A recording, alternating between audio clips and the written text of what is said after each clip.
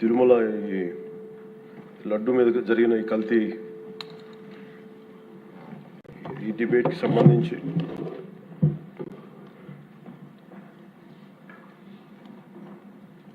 $68 లక్షల కిలోల నెయ్యి అని చెప్పే ఒక కల్తీ నెయ్యిని వాడారు. దీని మీద ఫస్ట్ ఇది ఎలా బయటకు వచ్చింది? గవర్నమెంట్ ఫామ్ అయిన కొత్తలో గౌరవ ముఖ్యమంత్రి గారు ఎన్డీఏ మీటింగ్ మమ్మల్ని అందరినీ పిలిచి కండక్ట్ చేసినప్పుడు ఆ రోజు ఒక నేషనల్ డైరీ డెవలప్మెంట్ బోర్డు చేసిన రిపోర్ట్ని చదివారు. వీళ్ళు గత పాలనలో ఇది కూడా జరిగింది అనేది టీటీడీ బోర్డు వారి పాలక మండలి చేసిన ఇది కూడా జరిగింది అనేది తెలియజేశారు. అంతే, అక్కడితో అయిపోయింది అధ్యక్ష. దాన్ని అంతకు మించి ముందుకు తీసుకెళ్ళాలి లేదంటే నేను అది విని నాకేమనిపించిందంటే ఇలాంటివి కూడా జరిగినాయా. ఎందుకంటే ఆల్రెడీ గతంలో తిరుపతికి తిరుమలకి పైకి అంత వెళ్ళినప్పుడు కొంత స్థానికంగా కొంత ఉన్న చెప్పింది తిరుమలలో చెప్పింది ఇవన్నీ కోరిలేట్ చేసుకొని కొంత ఆ ప్రసాదం కూడా క్వాలిటీ లేదని ఎలా చేశారు ఏంటో అనుకున్నాం. కానీ ఒక గబుక్కుని ఒకళ్ళు బ్లేమ్ చేయడం అనేది చాలా ఆలోచించి మాట్లాడతాం. ముఖ్యంగా పబ్లిక్ లైఫ్లో ఉన్నాం కానీ బాధ్యతగా ఉన్నాయి మా పొజిషన్. అలాంటిది అసలు ఈ నెయ్యిలో కల్తీ జరగలేదు ఇవన్నీ వాళ్ళు మాట్లాడుతుంటే దాని మీద చాలా కంప్లీట్ వివరణ ఇవ్వాల్సిన అవసరం ఉందని అనిపించింది అధ్యక్ష. ముఖ్యంగా గత ప్రభుత్వ పాలనలో ఉన్నప్పుడు ఎక్కడా కూడా దేవాలయాల మీద దాడులు జరిగినా ఇంకోటి జరిగినా ఎక్కడా కూడా మేము దోషుల్ని పట్టుకోండి అని చెప్తా వచ్చాం తప్ప ఎక్కడా కూడా మీరు చేయించారని కానీ మీరు ఉన్నారని కానీ ఎక్కడ ఎందుకంటే తక్కువ అలా కూర్చోబెట్టి ఎలా పడితే అలా మాట్లాడటానికి బాధ్యత ఉంటాం కాబట్టి అలా మాట్లాడలేము.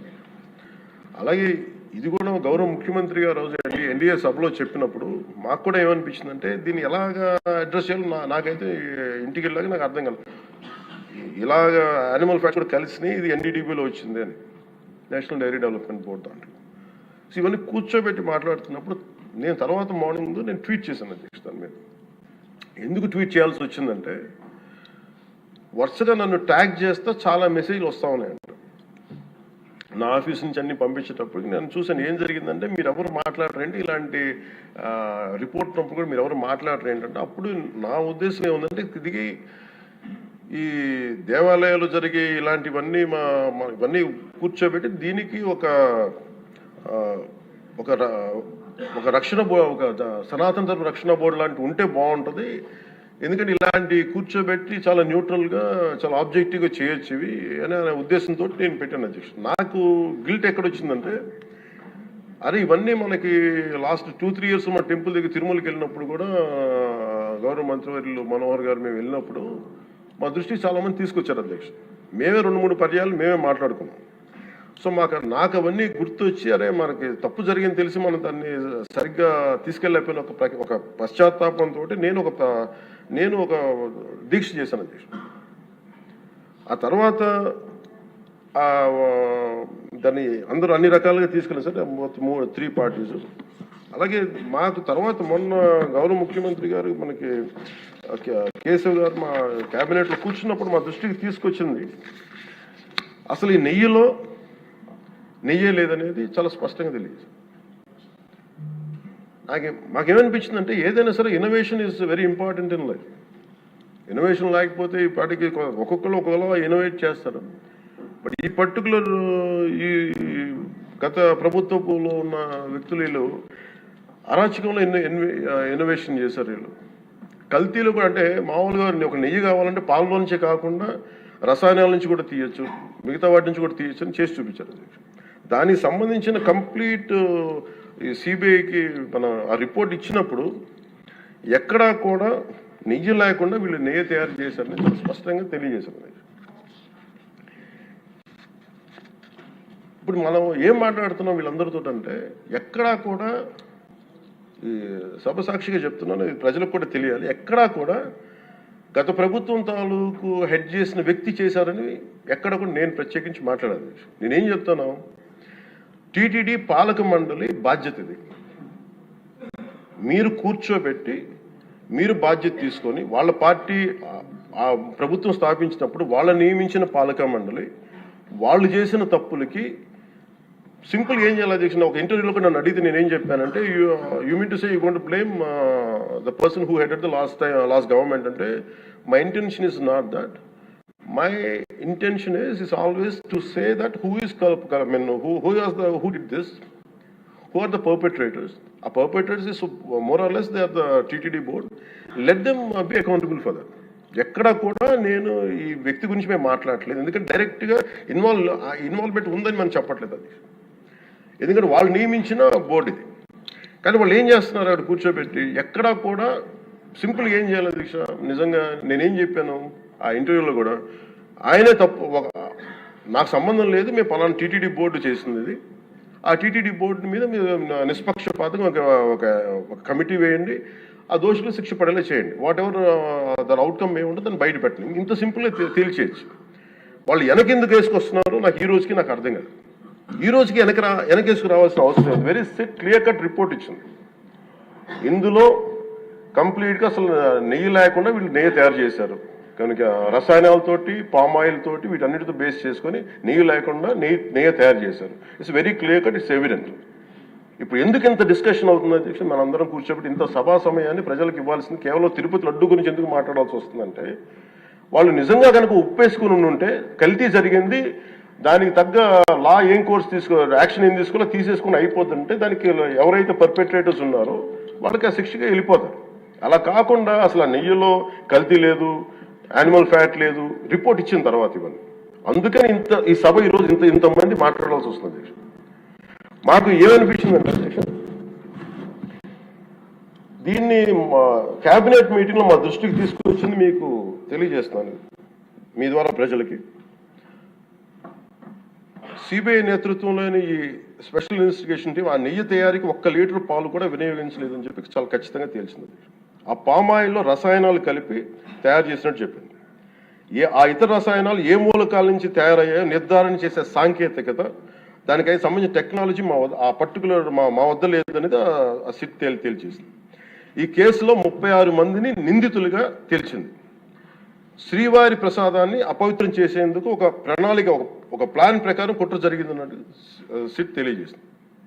అలాగే దీని ముందు ఏం జరిగిందని చూస్తే, తమకి నచ్చిన సంస్థలకి నెయ్యి సరఫరా కాంట్రాక్టులు కట్టబెట్టేందుకు ఒక ప్రణాళిక ప్రకారం టెండర్ నిబంధనలు సవరించారు. నెయ్యి సరఫరాకి సంస్థకి ఉండాల్సిన కనీస వార్షిక టర్నోవర్ 250 కోట్ల నుంచి 150 కోట్లకు తగ్గించారు. రోజుకి 4 లక్షల లీటర్ల పాలు సేకరించాలన్న నిబంధనని తొలగించారు. డైరీ రంగంలో 3 ఏళ్ల అనుభవం ఉండాలన్న నియమాన్ని ఏడాది కుదించారు. రోజుకి 12 టన్నుల వెన్నెయ్య తేయాలన్న నిబంధనను కూడా 8 టన్నులుగా మార్చేశారు. అంటే ఒకరికి నెయ్యి కాంట్రాక్ట్ ఇవ్వాలంటే ఇన్ని నిబంధనల్ని తూట్లు పొడిచారు.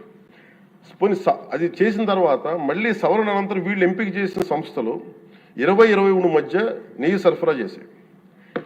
నెయ్యి సరఫరా చేసిన సంస్థకు అందుకు కావాల్సిన కనీస అర్హతలు లేవని సిట్ ఛార్జ్ షీట్లో ఉన్నది. వీరు నెయ్యి సరఫరాకి ఎంచుకున్న ఆ సంస్థలు బోలేబాబా అని కానీ దానికి అనుబంధ సంస్థలు మాల్గంగా, వైష్ణవి డైరీలు 1 లీటర్ కూడా నెయ్యిని పాల నుంచి తయారు చేయాలని స్పష్టంగా చెప్పారు. ఇది 19-24 మధ్య 11 కోట్ల మంది భక్తులను శ్రీవారిని దర్శించుకుంటే ఆ కాలంలో మొత్తం 48 కోట్ల లడ్డు ప్రసాదాలు విక్రయం జరిగింది. దాంట్లో సుమారు 20 కోట్ల లడ్డూలు నకిలీ నెయ్యితో తయారయ్యాయని చెప్పి టీటీడీ రికార్డ్స్ తెలియజేస్తాం. ఆ 11 కోట్ల మందికి రసాయనాలతో నిండిన మన లడ్డూలను పంపించారు. అలాగే ఇందులో 1,00,000 లడ్డూలు కూడా అయోధ్య రామ మందిర ప్రారంభోత్సవానికి పంపిణీ చేశారు.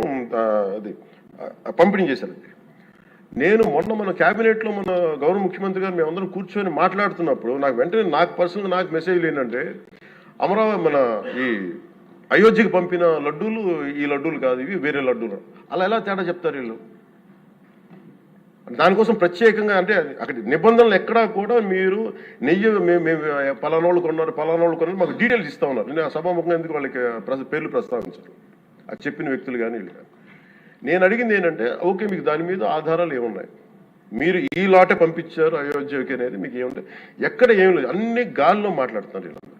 ఇప్పుడు ప్రత్యేకించి మేము అడుగుతుంది ఏంటంటే, దీనికి సంబంధించి కంప్లీట్ పాలక మండలి బోర్డు టీటీడీ పాలక మండలి board they have to take responsibility. వాళ్ళని ఒక గత ప్రభుత్వాన్ని నడిపిన ముఖ్యుడైన వ్యక్తి వాళ్ళని వెనకేసుకొస్తున్నారంటే అందులో కూడా మీకు కూడా బాధ్యత తీసుకోవాల్సి వస్తుంది. అందుకని సభాముఖంగా మేము అందరికీ ఏం చెప్తున్నామంటే let the law take its own course. ఎవరైతే దోషులు ఉన్నారో వాళ్ళకి శిక్ష పడాల్సిందే. మా ఉద్దేశం ఒకటే అధ్యక్ష,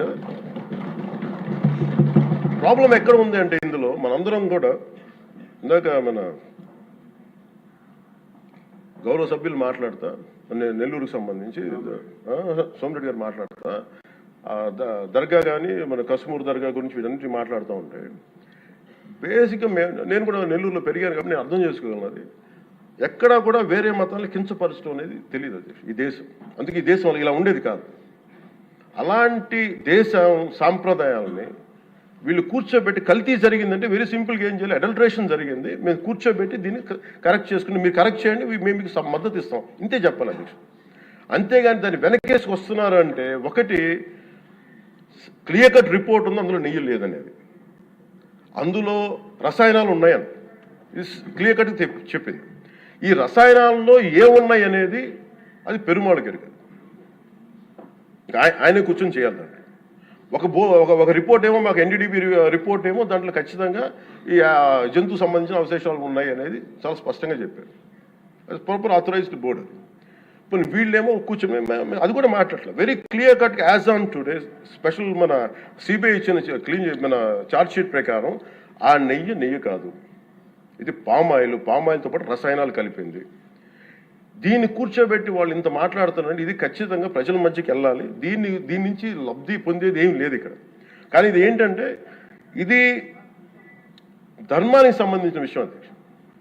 ఇదే ఇష్యూ కనుక, ఇదే సమస్య కనుక ఏ ఒక్క మతానికి జరుగుంటే హిందూ ధర్మానికి కాకుండా వెంకటేశ్వర స్వామి వారికి కాకుండా ఇంక ఎవరికి జరిగినా కానీ ఈ దేశం గగ్గులైపోయింది, ప్రపంచం అంతా గగ్గులు పెట్టేసేవాడు. సమస్య ఏముందంటే ఇది ప్రతి ఒక్క హిందూ కూడా ఆలోచించాల్సింది. ఎందుకంటే ప్రతి హిందూకి బై నేచర్, మా ఇంట్లో కానీ ఎవరు ఇందాక మన సోమిరెడ్డి గారు చెప్పినట్టుగా మీరు దర్గాకి ఏదంతా చూస్తే మేము దర్గాలు కదా, చిన్నప్పుడు మేము స్కూల్లో ఉన్నప్పుడు రొట్టెలు పండుగ దర్గా మెట్లు వెళ్ళి మేము కూర్చోబెట్టి అక్కడ ఇర్రెస్పెక్ట్ హిందూస్ ఇది ముస్లిం ఫెయిత్ అనుకోకుండా వెళ్ళి కూర్చోబెట్టి అందరూ గౌరవించి దాన్ని ఈ రోజుకి వెళ్తారు హిందువులందరూ. సో ఈ దేశ మూల సంస్కృతి మన ఇస్లాంని గౌరవించేది, క్రిస్టియానిటీని గౌరవించేది, సకల మతాల్ని గౌరవించేది. అలాంటిది హిందూ ధర్మానికి సంబంధించిన 7 కొండల వాడు కలియుగ వెంకటేశ్వరుడు. కలియుగ వెంకటేశ్వరుడు దైవం అనడానికి చాలా క్లియర్ కట్గా ఉంది అది. ఎందుకంటే కలియుగంలో జరిగింది ఆయనే, దీనికి ఆధార పురుషుడు, ఆయన మూల పురుషుడు. అలాంటి ఆయనకి పెట్టే ప్రసాదానికి ఇంత అపవిత్రం చేసిన తర్వాత వీళ్ళు ఏమి కూర్చొని దాన్ని తప్పు లేకుండా లేదన్నట్టుగా మాట్లాడుతుంటే వీళ్ళకి నాకు ఏం మాట్లాడాలో తెలియదు. దీనికి ఒక్కటి కూడా ప్రజలకు తెలియజేయాల్సింది ఏంటంటే అధ్యక్ష, ఇదే వేరే ఇస్లాంకి జరిగిన, క్రిస్టియానిటీకి జరిగిన, జీసస్ క్రైస్ట్కి జరిగిన, మహమ్మద్ ప్రవక్తకి జరిగిన, అల్లాకి జరిగిన ఇలా ఉండేది కదా అధ్యక్ష. వాళ్ళు ఆ రోజు మన కౌన్సిల్లో కూడా అలా పటాలు తీసుకొచ్చేవాళ్ళు వేరే ఏ దేవత అయితే. బికాజ్ ఇది హిందువులు కాబట్టి వీళ్ళ కులాలతో ముక్కలుగా అయిపోయి ఉంటారు కాబట్టి హిందువులు తమ మతాలను ఎడాపెడా వీళ్ళు జోకులు వేసుకోగలరు కాబట్టి దీనికి సీరియస్నెస్ లేదు అధ్యక్ష. Before blaming anybody else, every Hindu has to take a responsibility for this, every Hindu. ఎందుకంటే మన ఇస్లాంని మనం ఎందుకంత కూర్చోబెట్టంత వాళ్ళు గౌరవించే విధానం చూస్తే నిజంగా మనం హిందూ ధర్మాన్ని పాటిస్తే మనం గౌరవించుకోలేమో అనిపిస్తుంది మనకి. అది మిగతా మతాలను చూసి నేర్చుకోవాలి అధ్యక్ష. వీళ్ళకి ఏముంది, వీళ్ళు ఇంత మాట్లాడుతున్నారు తిరుపతి లడ్డు మీద. నిజంగా వీళ్ళు కనుక మాట్లాడితే అదే వేరే మతం గురించి ఎందుకు మాట్లాడరంటే ఓట్లు పోతాయి అధ్యక్ష. హిందువుల ఓట్లు చాలా ఈజీగా ముక్కలు కులాలను చేసి పెట్టేసి పోతాయి. ఆ వెంకటేశ్వరం కాబట్టి శివుడు ఉంటాడు, శివుడు కాబట్టి అమ్మవారు ఉంటాడు, ఈజీగా.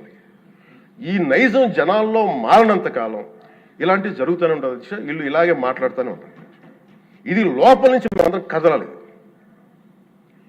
ఇర్రెస్పెక్ట్ ఆఫ్ పార్టీస్. నేను వైసీపీలో ఇప్పుడు రాని వైసీపీ నాయకులు కూడా అడుగుతున్నాను, వాళ్ళ పద్ధతిదారులు కూడా చెప్తున్నాను ఈ సభాముఖం. మీరు ఎవరన్నా సరే రేపొద్దున్న నుంచి మీరు వెళ్ళి తిరుమలలో వెంకటేశ్వర స్వామిని దర్శించుకున్నప్పుడు, ఆ నిలువెత్తు స్వామివారిని చూసినప్పుడు మీకు గిల్ట్ కలగకపోతే మీరు చూడండి. ఎందుకంటే ఆయన కళ్ళలోకి చూసినప్పుడు మీరు ఇన్ని తప్పులు చేసేవాళ్ళు మేము వెనకేసుకొస్తున్నామని ఎవరన్నా మాట్లాడితే ఆ పాపం వాళ్ళకే కాదు వాళ్ళకు కూడా చుట్టుకుంటుంది. ఇది ఖచ్చితంగా దీన్ని ఎక్కడో చోట దీనికి ఒక లాజికల్ కన్క్లూజన్ అయితే పట్టుకెళ్ళదు. దోషులకి శిక్ష పడాల్సిందే. ఎందుకంటే ఇది ఇక్కడతో ఆగకపోతే ఇది ఒక పరంపర అయిపోతుంది. అందుకని మేము ఖచ్చితంగా I'm committed to get this who are are the perpetrator they should be punished. They should be punished. అలాగే ఒక ముగింపు 2 వాక్యాలు చెప్పి నేను మాకు చెప్పి మొన్న మధ్య నేను ఆముక్తమాల్య చదువుతున్నప్పుడు 218వ పద్యం దాంట్లో ఆయన చెప్పింది ప్రత్యేకించి ఆయన రాసిన ఈ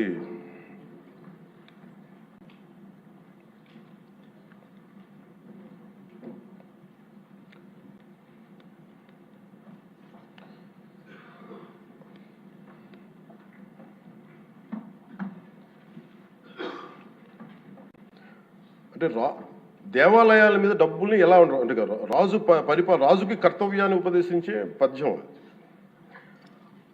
ఆయితికానికి ఇవ్వకు మమరాలయ ముఖ్యము అతడు అర్థతృష్ణాయుతుడై నిజోర్వియగు నష్టికి ఆ ధనమును తరల్చి రాజు ఆయతనమునకు చేర్చు మరి అట్టిది ఆపత్యము కాన ఒంటిగాడే అధికారి కావలయ ఇంచుకు తిన్నను వాడే రూపురం. మనకు తెలిసిన మహా గొప్ప పరిపాలకులు కృష్ణదేవరాయలు రాసిన అముక్తమాల్యదలోనిది ఈ పద్యం. దేవుడి సేవలో ఎలాంటి వారిని నియమించాలో రాజుకు కర్తవ్యాన్ని ఉపదేశించే పద్యం. రాజు కోసం వసూలు చేసేవాడికి దేవాలయంపై అధికారం ఇవ్వద్దు. అలాంటి వాడు డబ్బు మీద ఆశతో రాజ్యానికి వసూళ్లలో నష్టం వచ్చినప్పుడల్లా దేవుడది ధనాన్ని తరలించి రాజు ఖజానాకు చేర్చేస్తూ ఉంటాడు. అలాంటిది తప్పుడు పని కాబట్టి ఎలాంటి మమకారాలు లేని ఒంటరి వాడే ఆలయానికి అధికారిగా ఉండాలి. ఒకవేళ వాడు దేవుడి సొత్తు తిన్నప్పటికీ ఆ పాపానికి వాడే నాశనం అవుతాడు. కానీ ఆ డబ్బు తెచ్చి రాజుకి చేర్చడం వల్ల ఆ రాజ్యమే నాశనం అవుతుంది అని చెప్తుంది అధ్యక్ష పద్యం. గత ప్రభుత్వ పరిపాలన కాలంలో జరిగిందంతా అచ్చంగా ఇలాగే జరిగింది. అంటే ఇది మనందరికీ కూడా చాలా లోతుగా ఆలోచించాలి. ఇది భగవంతుడికి సంబంధించిన అది అంతమంది వెళ్ళి వాళ్ళ కర్మని అక్కడ వేస్తారు అధ్యక్ష డబ్బులుగా. ఆ కర్మని ఆ పుణ్యస్థలమే కాపాడాలి. భక్తులు తాలూకు నిత్య 7 కొండల వాడి నామస్మరణే కాపాడ తప్ప ప్రజలు చేసిన కర్మను ఎవరైతే భగవంతుడి సొమ్ముతోటి ఆడుకుంటారో భగవంతుడి డబ్బును దోచేస్తారో తరాలు కూడా లేచిపోతాయి. చాలా జాగ్రత్తగా ఉండాలి. ఇది ఎంత మనం ఇది చాలా పుణ్యకార్యాలకు ఇవ్వాల్సింది. అందుకని వీళ్ళందరికీ కూడా ఇప్పటికైనా దీని కల్తీ జరిగింది వాళ్ళు ఒప్పుకుంటామని చెప్పి వాళ్ళు నిజానికి ఇంకా ఇబ్బంది లేకుండా ఇంకా మళ్ళీ దీని గురించి మీరు ఢిల్లీకి వెళ్ళి కోర్టులు వేసే కొద్దీ మీ పాపం పెరుగుద్దే తప్ప మీ నాశనం కొంచెం ఫాస్ట్ అవుద్ది తప్ప ఇదైతే తగ్గదు. అందుకని దయచేసి అందరం ఈ ఒక్కటి అధ్యక్షుడు ఇంకొక మరో మాట చెప్పి ఎక్కడో చోట ఈ దేశం హిందూ దేవతల మీద హిందూ ధర్మం మీద దాడి జరుగుతున్నప్పుడు irrespective of political parties irrespective of what you are where you are which language you speak ఏ భాష మీరు మాట్లాడతారు మీరు ఏ కులస్తులో తెలియదు కానీ హిందూ ధర్మాన్ని మటుకు దాడి జరుగుతున్నప్పుడల్లా ముక్త కంఠంతో ఏకాభిప్రాయంతో ఖండించకపోతే మటుకు ఇలాంటి పరంపర కొనసాగుతూనే ఉంటుందని తెలియజేసుకుంటూ సెలవు తీసుకుంటాం. చాలా పవన్ కళ్యాణ్ గారు చాలా అత్యద్భుతంగా ప్రజల్ని ఆలోచింపజేసే విధంగా చాలా అద్భుతంగా మాట్లాడారు. అప్పుడే అయిపోయిందా అని ఫీల్ అయ్యేలాగా చేశారు. ధన్యవాదాలు. ఇప్పుడు గౌరవ ముఖ్యమంత్రి వారి